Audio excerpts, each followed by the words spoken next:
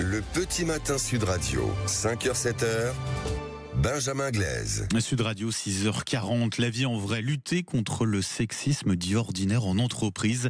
C'est la mission que s'est donnée le mouvement, le collectif Stop, qui vient de franchir le cap des 300 entreprises signataires. Bonjour Maya Agege.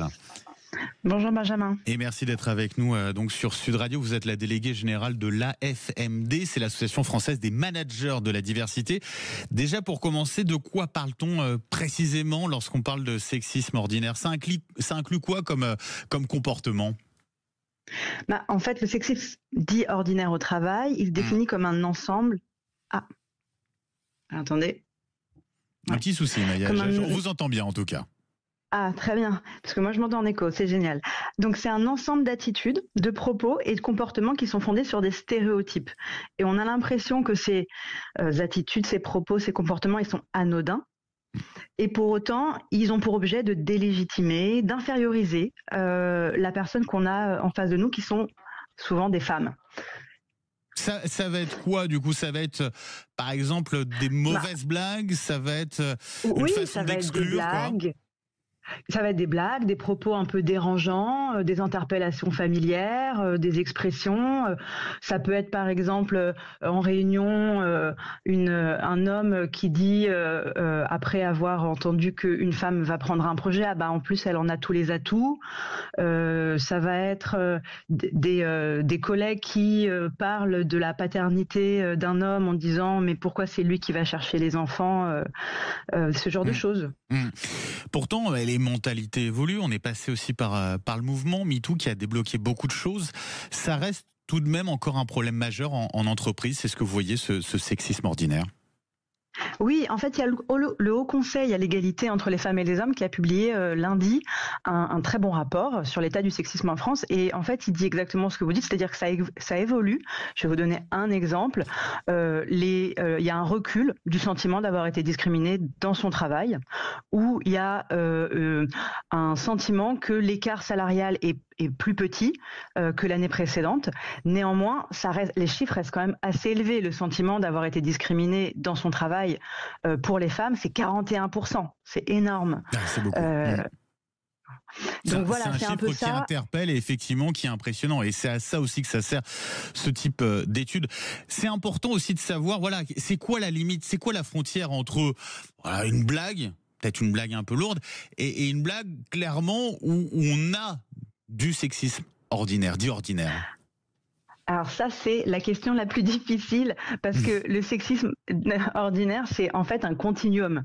Et d'ailleurs, il y a de plus en plus de dispositifs qu'on appelle les violentomètres qui permettent qui tentent, comme vous venez de le dire, de définir des limites pour graduer la gravité des faits.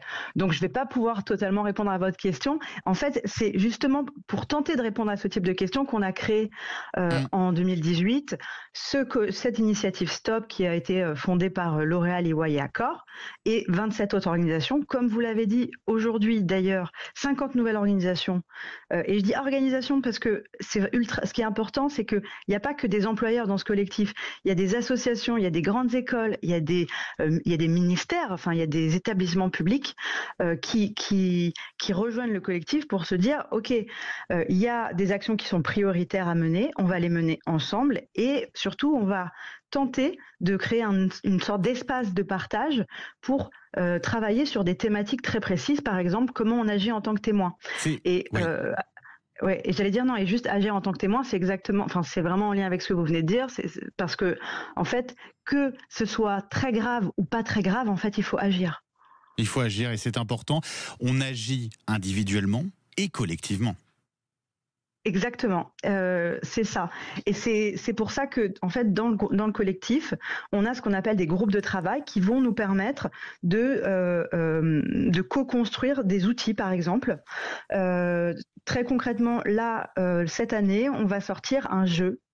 Et je dis on, mais c'est vraiment des entreprises signataires qui sont volontaires, qui vont mutualiser et financer et construire un jeu pour toucher les jeunes et pour montrer aux jeunes qu'en fait c'est encore un sujet. C'est pas parce que on est jeune, qu'on n'a pas les mêmes idées, qu'on pense qu'on va changer les choses, en fait, il y a quand même de la reproduction encore. Et donc ça, c'est un exemple d'action collective. On est en train de monter une grande campagne pour que les témoins puissent se rendre compte que c'est OK d'intervenir en cas de blague, en cas d'interpellation ou de remarques désobligeantes. Voilà, c'est un peu ça, agir ensemble. Est-ce qu'on n'a pas un peu de retard d'ailleurs à ce niveau-là sur les pays anglo-saxons, puisque je sais que c'est une problématique, en tout cas un enjeu majeur qui se pose avec déjà des avancées dans les pays anglo-saxons. On a peut-être un petit peu de retard sur eux, non ? Pas exactement. C'est-à-dire qu'on est très avancé, par exemple, sur la mise en place de lois. Oui, et donc, c'est très français. Ouais. Non, mais c'est important parce qu'en fait, ça fait vraiment bouger les choses. On a l'impression que c'est un texte de plus, mais en réalité, ça oblige à une mise en conformité c'est une mise en conformité assez puissante.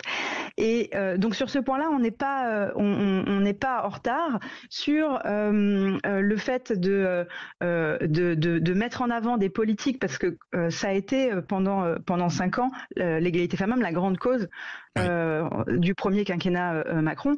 Et là non plus, on n'est pas en reste. Par contre, il y a évidemment, j'allais dire, plutôt des cultures qui ne vont pas se permettre justement les blagues, les expressions, les compliments qui mettent mal à l'aise.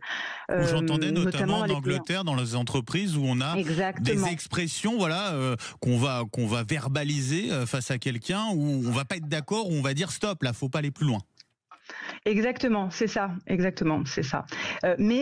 d'ailleurs, ce que tente de faire le HCE, le Haut Conseil à l'égalité, c'est de trouver des équivalents, c'est-à-dire que la grande enquête qu'elle mène tous les ans, elle essaye de voir comment on peut avoir des comparatifs avec d'autres pays européens, ce qui n'est pas encore exactement le cas. Donc c'est difficile de comparer. Maya Hajjaj, en tout cas, un grand merci d'avoir été avec nous ce matin sur Sud Radio. Je rappelle que vous êtes la déléguée générale de l'AFMD, l'Association française des managers de la diversité. Très bonne journée à vous.